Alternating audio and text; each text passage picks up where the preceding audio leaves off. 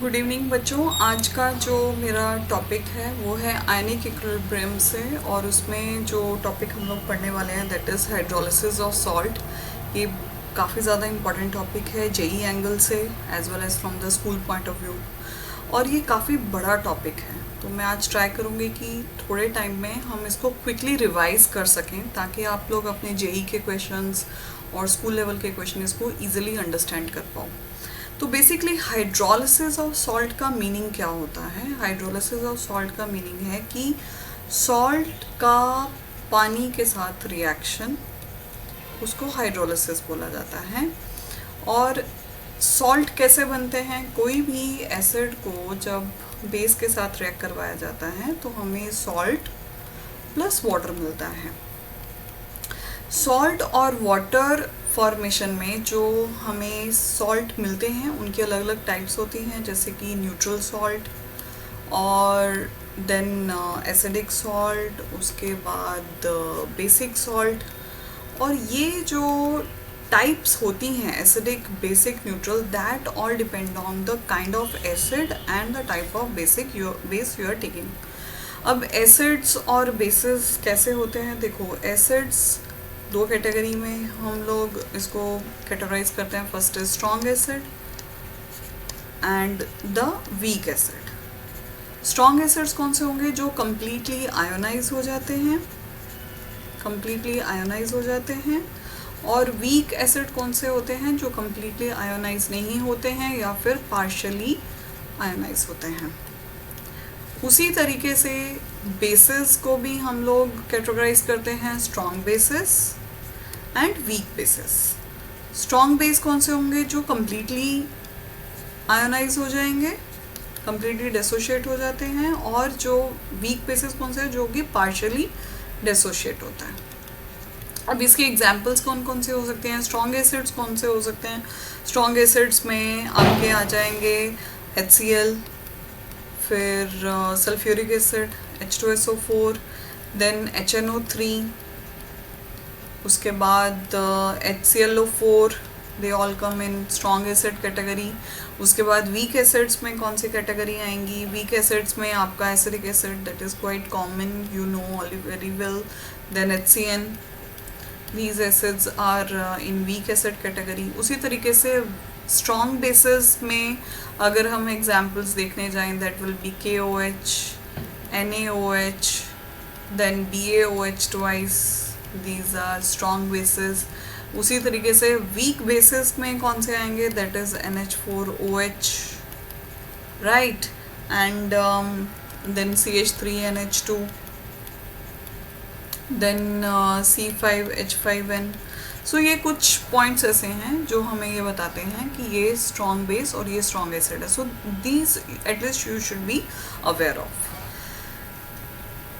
अगर मैं hydrolysis topic की धीरे धीरे स्टेप बाय स्टेप हम अंडरस्टैंडिंग में जाएं तो सबसे पहला पॉइंट जो हम लोगों को पता होना चाहिए कि वाटर जो है that self ionizes in the form of H+ and OH-। मेरे पास मान लो कोई सॉल्ट है और उसको मैं MX फॉर्म से रिप्रेजेंट करती हूँ, जिसमें M+ है और X- है। इस MX सॉल्ट को जब मैं पानी में डालूंगी तो M+ will go with OH and X- part will go with H+ part. M+ react with OH- will give you MOH, right। ये हाइड्रोलिसिस को हम लोग नाम देते हैं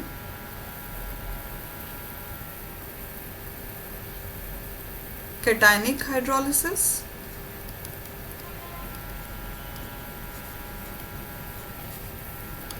और X- जब H+ के साथ रिएक्ट करता है तो उसको बोला जाता है एनायनिक हाइड्रोलिसिस। ट्रिक नंबर 2,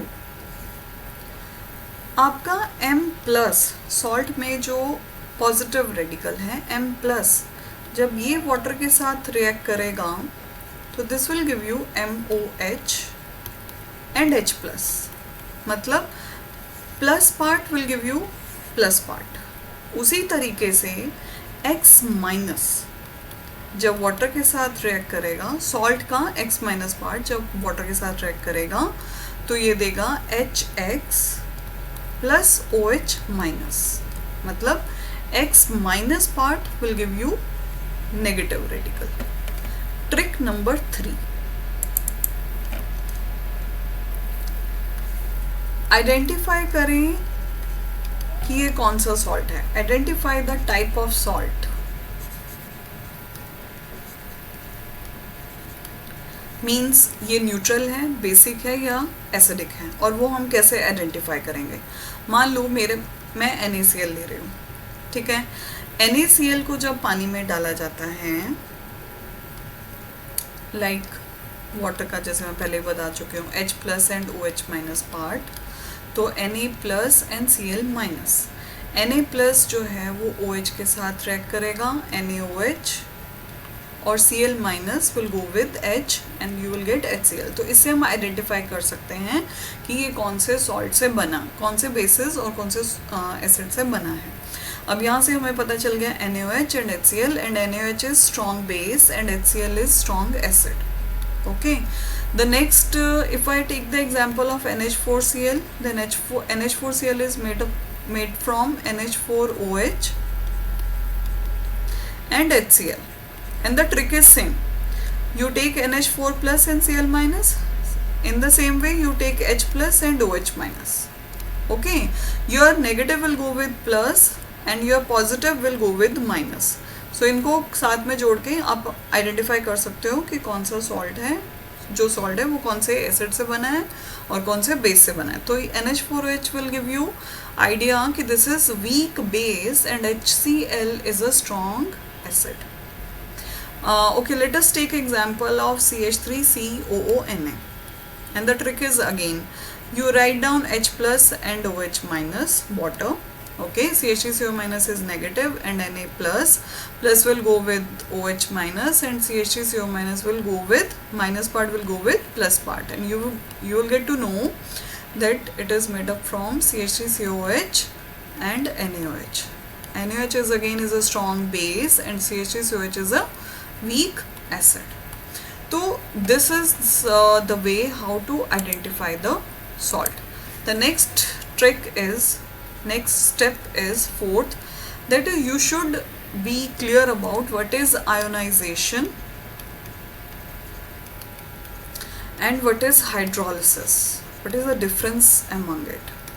बच्चों, आयोनाइजेशन क्या होती है कि जब आपका, जैसे NaCl लिया, इसको पानी में डाला, ठीक है, अब ये Na प्लस और Cl माइनस बना देगा, ठीक है, और Na प्लस को जब हम वाटर में दोबारा रिएक्ट करवाएंगे, Na प्लस H2O में से कौन सा पार्ट लेगा। देखो H2O किस चीज़ से बना है, H plus and OH minus से, ठीक है।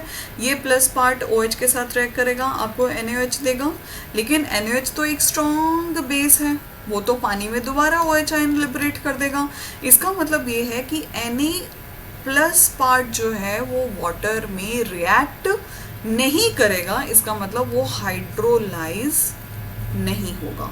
उसी तरीके से जो Cl माइनस पार्ट है वो जब पानी में डाला जाता है तो वो वाटर का कौन सा पार्ट लेगा, H प्लस या फिर OH minus. This is negative, this will go with H plus. So ये Cl माइनस HCl के साथ रह करके HCl देगा, लेकिन HCl is a strong acid, it will go back to deliver you H plus ions. So in cut short, your Cl minus will not react with water, means it will not hydrolyze. But NaCl पानी में जाने पर Na plus और Cl minus में divide होता है, means ये ionisation show करेगा।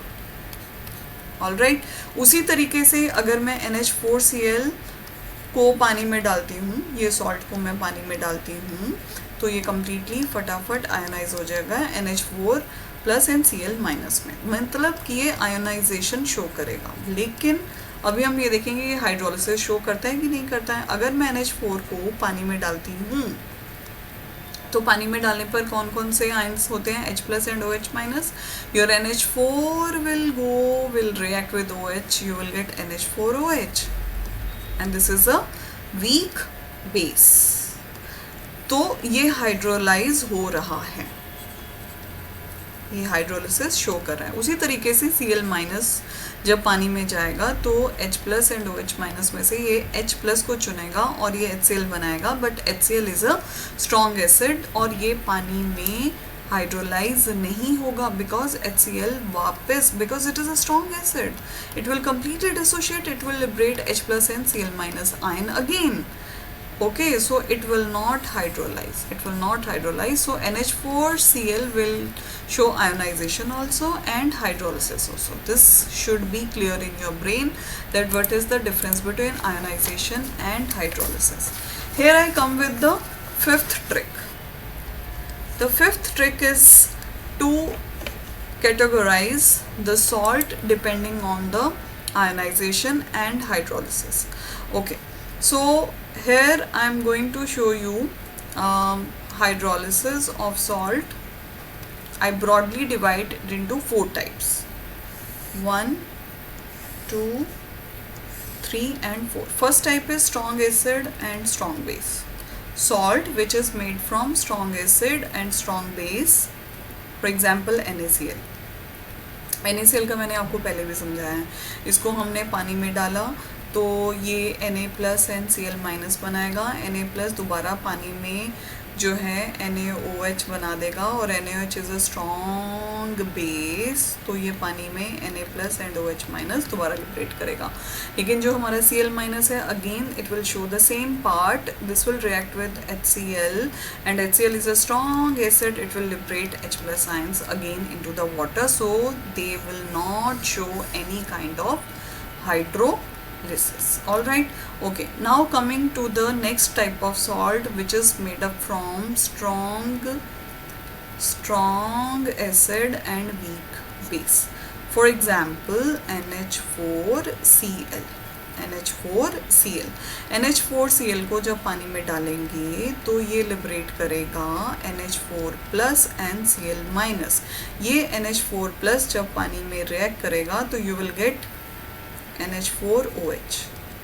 Okay, and Cl minus will not show hydrolysis. Now NH4 plus and water, this will give you NH4 OH and H plus. All right, NH4 OH and H plus, and now we know this is liberating H plus ion. तो it means आपका जो solution होगा वो acidic होना चाहिए। इसका जो pH है that should be less than 7, और ये हमने इसको देख के भी हम गेस कर सकते हैं। NH4Cl is made from strong acid, तो उसकी जो pH होगी वो कहीं ना कहीं इंडिकेट करेगी एसिडिक साइड में। ओके, नाउ NH4 अगर मैं कंसंट्रेशन वाइज देखूँ, स्टार्टिंग में मैंने इसका कंसंट्रेशन लिया है C, okay, at T is equal to 0 time इसका कंसंट्रेशन मैंने C लिया है, और अभी इनिशियली कंसंट्रेशन जो प्रोडक्ट की है वो 0 है। एंड एट इक्विलिब्रियम अगर मैं ये मानती हूँ कि हाइड्रोलिसिस जो है, hydrolysis, what is hydrolysis? 1 mole of your reactant is giving you H, they are hydrolyzing H moles, they are showing hydrolysis of H। तो C मोल अगर मैं लेती हूँ तो वो कितना हाइड्रोलाइज करेंगे, दैट इज CH। तो इसका मतलब अगर मैंने इक्विलिब्रियम पे मैं NH4OH का हाइड्रोलिसिस देखना चाहती हूँ तो वो कितना हो रहा है, C minus CH, it will give you CH and H ion is also CH, और इसका KH कितना होगा, CH into CH upon C minus CH। इसमें जो कट सकता है C² H² upon C, 1 minus H, C के साथ C कटा, you will gate CH² upon 1 minus H। सो यहाँ हमारा 1 माइनस H हाइड्रोलिसिस, और नॉर्मली जो हमारे वीक एसिड और वीक बेसिस होते हैं वो ज़्यादा हाइड्रोलाइज नहीं होते हैं, they are we can ignore it, 1 minus H can be taken as 1, so KH will be CH² and your H will be equal to KH upon C का root. So this is how we can calculate H. But now the main question is that because how to calculate KH? Okay, so KH is equal to KW upon KB. Okay, so you can put the value for KH here, that is KW upon KB into C. So this is how we can calculate H. Now the other important thing is to find out the pH of the solution. We know H ion, here we got the concentration is CH. So H plus concentration is CH. So you can put the concentration of the salt C here, then H hydrolysis constant we got here, the value is this, and pH we know that is minus log of H ion concentration. So if you put the value here, we can calculate the pH of the salt. This is the concentration we got to know about the salt, which is made from weak base and the strong acid. The other category of salt is which is made from the weak acid and the strong base, and one of the most beautiful example for this is CH3COONA. जब ये salt को मैं पानी में डालूंगी तो मुझे CH3COO minus और Na प्लस मिलेगा. इसको मैं पानी के साथ दोबारा हाइड्रोलाइज करवाऊंगी तो दिस विल, देखो पानी में किससे रिएक्ट करेगा, H प्लस और OH minus, this will go with H, so you will gate CH3COH. और Na को जब हम पानी में रिएक्ट करेंगे तो ये NaOH बना देगा, बट NaOH की वही सेम स्टोरी, ये एक स्ट्रॉन्ग बेस है, ये दोबारा Na प्लस और OH माइनस आइन देगा, so this will not hydrolyse. तो यहाँ पर हमारी फिर गेम किसके साथ चलेगी, CH3COO माइनस और H2O. This will show you CH3COOH and OH minus. ठीक है, तो इसका मतलब ये है कि अगर मैं यहाँ पर इनिशियली इसकी कंसंट्रेशन C लेती हूँ at time t equal to 0, ये 0 और ये 0, और एट इक्विलिब्रियम इसका अगर हम हाइड्रोलिसिस कांस्टेंट वाइज देखा जाए तो कितना हाइड्रोलाइज हो रहा है, if I am assuming it is H, then it is C minus CH, this is CH and this is CH. Okay, और यहाँ पर हमारा जो KH होगा, अगेन सेम जैसे मैंने इसमें सॉल्व किया है उसी तरीके से इसमें सॉल्व करेंगे. तो ये हमारा CH and C1 minus H, we can ignore it, we can take it 1, and then this C will cancel out and this will be H square 1 minus H, and again your KH will be KH upon C root is equal to H. और again हमें question में numericals में जब भी हम लोग को school में ये क्वेश्चन आता है तो KH की वैल्यू ढूंढनी होती है, और KH को हम कैसे ढूंढ सकते हैं, KH is equal to KW upon KA. देखो जो भी आपको दिया गया है, जैसे यहाँ पे वीक एसिड दिया है ना, तो आप यहाँ पे KA ले लोगे. यहाँ पे वीक बेस दिया गया था तो हमने यहाँ फॉर्मूला में KB लिया था, KH में हमने KW अपॉन KB लिया था. तो ये वीक एसिड है तो हम लोग यहाँ पे KA ले रहे हैं. ओके, अच्छा, उसके बाद यहाँ एक इम्पॉर्टेंट चीज़ जो हम जनरली ध्यान देना चाहिए कि यहाँ हमें OH माइनस आयन लिबरेट हो रहा है, H प्लस आयन नहीं लिबरेट हो रहा है. तो इसका मतलब हम pH तो इस सॉल्यूशन की नॉर्मली नहीं निकाल सकते हैं, क्योंकि हमें तो यहाँ पे OH आयन की कंसिडरेशन दी गई है, तो that is not actually difficult, right. तो हम कैसे ढूंढेंगे, हम यहाँ पर क्या करेंगे कि OH आयन की कंसिडरेशन दिया गया है CH. ओके, तो हम POH निकाल सकते हैं. ठीक है, POH is minus log of OH ion, और हमें पता है कि PH प्लस POH क्या होता है, 14 होता है, और pH is equal to 14 minus POH. ठीक है, तो वैल्यू पुट करो, you will get the answer. Okay, the last category of salt जो मैंने आप लोगों के साथ शेयर करना है, that is made from weak acid and weak base. इनका थोड़ा सा अलग होता है, जैसे कि मैं एग्जांपल ले रही हूँ CH3COONH4 की. इसको जब हम पानी में डालेंगे तो ये बनेगा CH3CO minus and NH4 plus, और ये आगे हाइड्रोलाइज होंगे पानी में, तो ये किसके साथ रिएक्ट करेगा, ये H को पकड़ेगा और ये CH3COH बना देगा. अरे वाह, ये तो वीक एसिड है, और जितना ज़्यादा वीक पार्ट हो वो उतना ज़्यादा हाइड्रोलाइज होता है. उसी तरीके से NH4 प्लस जब H प्लस और OH माइनस में डाला जाएगा तो this will react with NH4OH, and wow, you are getting a weak base. So बच्चों, इनकी अपनी अपनी भी कहानी चलेगी. कैसे, CH3CO minus water, you are getting CH3COOH, right, और OH minus. अब ये कैसे मुझे पता चला CH3SOH एंड OH माइनस? ये देखो, ये आपका वाटर है ना, ये H plus sign and OH minus sign देगा, ये CH3COH H के साथ रिएक्ट करेगा, और आपका लास्ट में बचा क्या फिर? वाटर में से कौन सा पार्ट बचा? OH minus, this will go into the solution, it is simple. Okay अच्छा, अब यहाँ पे NH4OH की भी कहानी देख लेते हैं। हमारा NH4 प्लस, और ये जब पानी के साथ रिएक्ट कर रहा है तो ये हमें क्या दे रहा है? ये हमें क्या दे रहा है? ये हमें दे रहा है NH4OH, और साथ में क्या बचा? देखो अगेन आपका वाटर जो है वो H plus and OH minus दे रहा है, राइट। अब ये NH4OH के साथ रिएक्ट करेगा और आपका सॉल्यूशन में क्या बचा? H प्लस बचा, ठीक है। अब हमें यहाँ पे दोनों की गेम देखनी पड़ेगी। ओके सो फाइनली इसका इन दोनों को कंबाइन करके अगर देखा जाए तो हमें क्या रिएक्शन मिलेगी? हमें रिएक्शन मिलेगी CH3COO minus and NH4 plus, alright, and you are getting NH4OH plus CH3COOH. Okay, initially इसका concentration C, इसका C at T is equal to 0, इसका concentration C, इसका C 0 0 at equilibrium C minus CH, C minus CH, CH CH। Okay so ये जब आगे चलेगी game तो ये चलेगा आपका hydrolysis constant KH CH CH और C माइनस CH का होल स्क्वायर। ओके अब इसमें C square H square and C square common निकाल के 1 माइनस H का whole square, we can take it as approximately equal to 1। यहाँ से जो है आपका C स्क्वायर और C स्क्वायर कट जाएगा और ये बचेगा आपका H स्क्वायर और KH के बराबर, और H is equal to root of KH। So मैंने आपको पहले बोला था कि इसकी गेम थोड़ी सी अलग चल रही है पिछले सॉल्ट के कंपैरिजन में। ओके तो अब यहाँ पर हमारा H प्लस भी आ चुका है।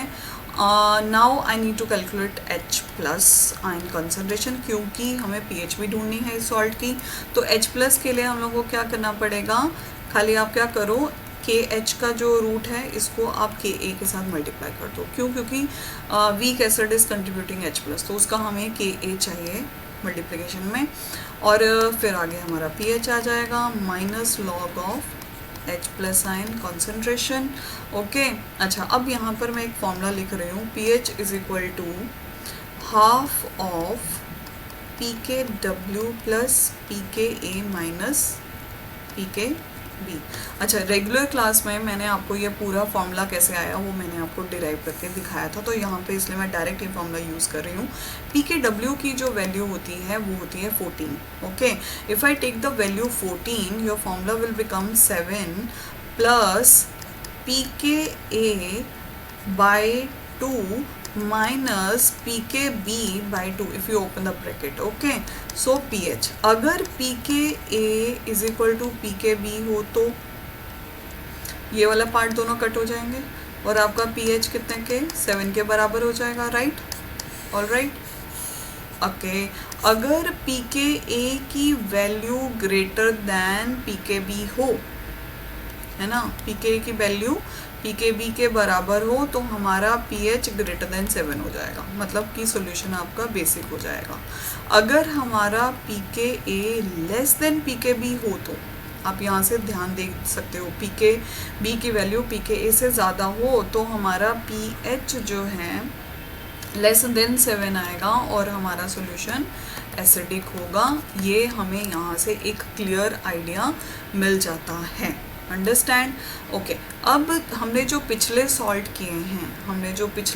किए हैं जिसमें वीक एसिड और स्ट्रॉन्ग बेस का जो हम लोगों ने किया था, उसका हमारा relation pH is equal to 7 PKA by 2 plus log C by 2 ये बनेगा, और weak base and strong acid से जो सॉल्ट बने हैं उनके लिए फॉर्मूला आएगा pH is equal to 7 minus PKB by 2 minus log C by 2। पता है इसके पीछे भी ट्रिक है। कैसे?